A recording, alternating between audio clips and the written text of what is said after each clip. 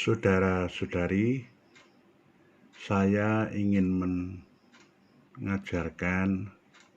men-sharingkan pengalaman saya belajar radiestesi dan tenaga pendulum. Sejak tahun 1996, saya tersituasikan untuk mempelajari radiestesi ini sehubungan dengan pekerjaan saya sebagai pendamping kaum muda. Saya sempat menulis buku yang saya beri judul Radiestesi dan Tenaga Pendulum. Punya seperti ini. Nama saya Y. Rohmadi Mulyono MSF. Di belakang dari buku ini saya tuliskan,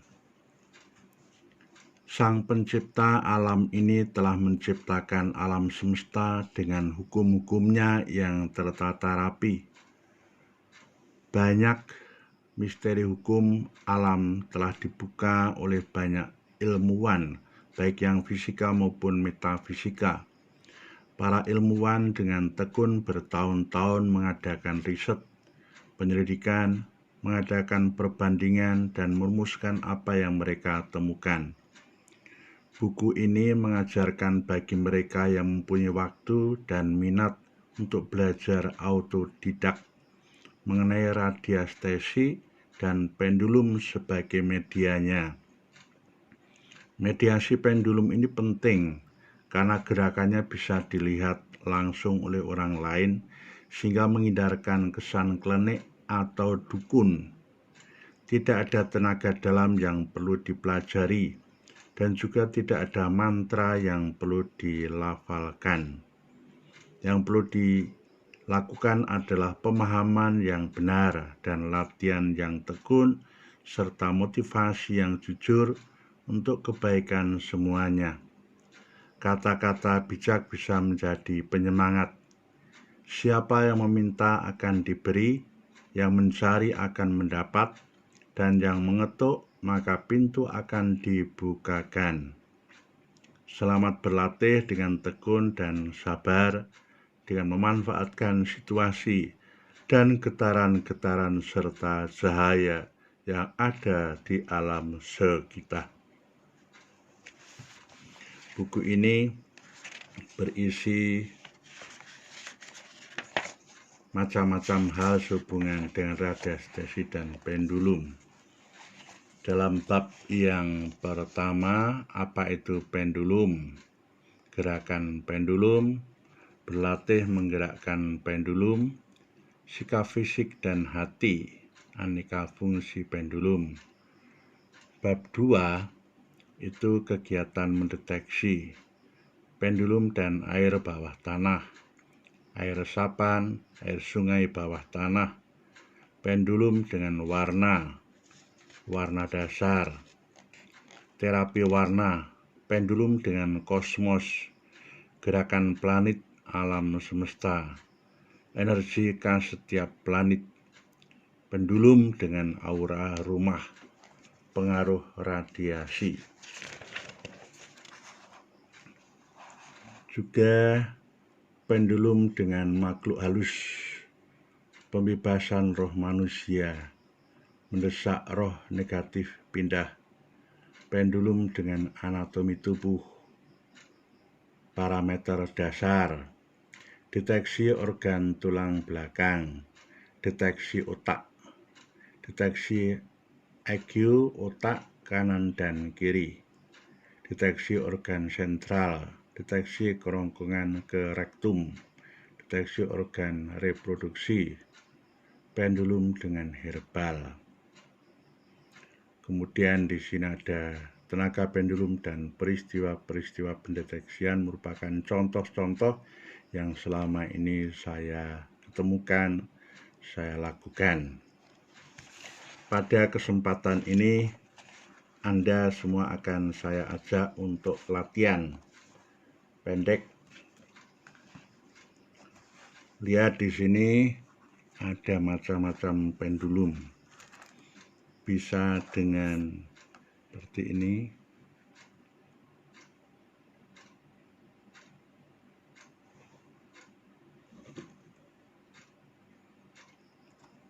Bisa wujudnya seperti ini, dengan kristal diikat. Bisa juga dari pembangunan, bisa dari pembangunan ini, alat pembangunan. Kemudian bisa dengan macam-macam aksesoris yang diberi gantungan. Macam-macam bisa digunakan. Juga bisa di tempat-tempat rekreasi seperti pelor yang diberi gantungan.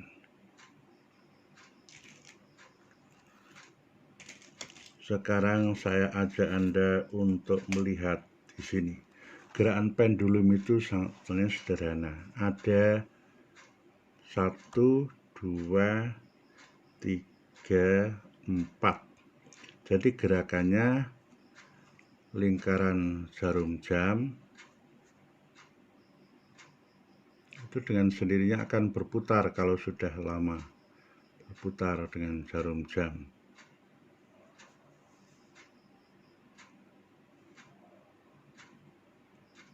Kalau Anda pertama pasti agak sulit, tapi percayalah lama-lama akan bisa menggerakkan atau gerak sendiri.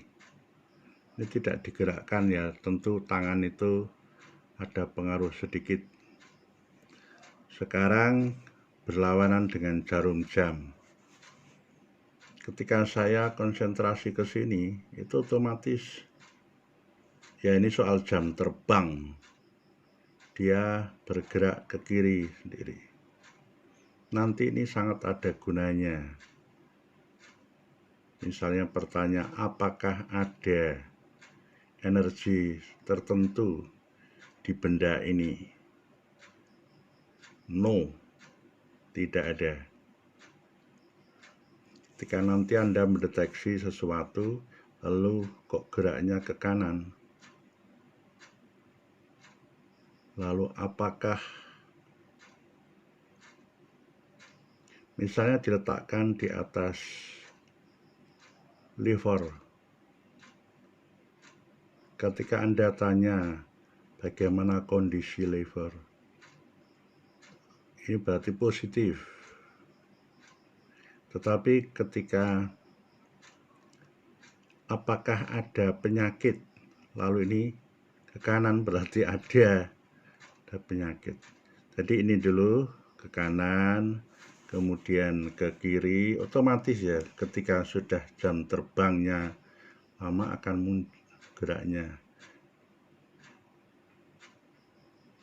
Kita tidak diskusi tentang apa digerakkan, yang apa gunanya menggerakkan, menipu orang. Latihan sendiri atau tidak. Kemudian ini vertikal, atau saya akan ke yang nomor 3. Ketika pikiran itu ke sini sudah dengan sendirinya. Vertikal atau kiri kanan. Nanti akan ada gunanya ketika kita mendeteksi. Arus air kemana? Oh, kiri kanan sini. Bisa kiri kanan dalam arti miring juga bisa. Kemudian ini horizontal ya, horizontal tadi itu kiri kanan. Sekarang vertikal. Ketika pikiran memusat konsentrasi ke vertikal, itu otomatis. Misalnya nanti mengukur tensi 110, 111, 112, 113, 114, 115, 160. Misalnya berhenti lalu begini dapat begini berarti sudah selesai, dan dia kalau dinaikkan lagi akan berputar ke kiri, lalu akan ke kanan. Kalau diturunkan, misalnya itu nanti kalau sudah bisa ini baru praktek selanjutnya. Jadi pada intinya, nah sekarang gerak jarum jam ke kanan.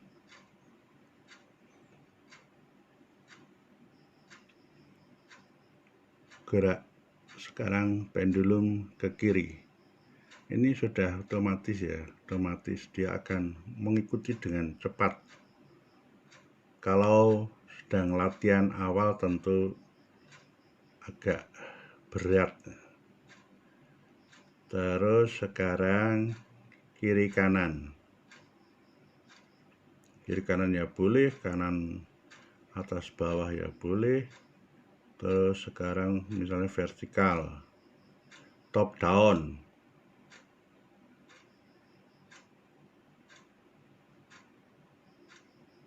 left right,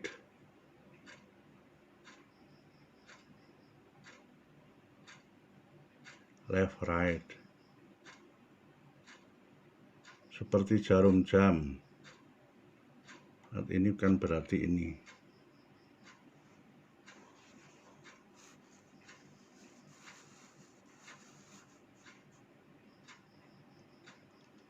Berlawanan dengan jarum jam.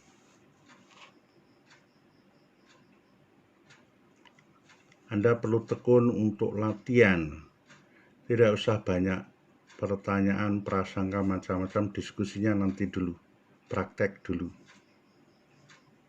Karena kalau pikirannya diskusi, banyak pertanyaan, percaya tidak percaya, takayul tidak tidak jadi.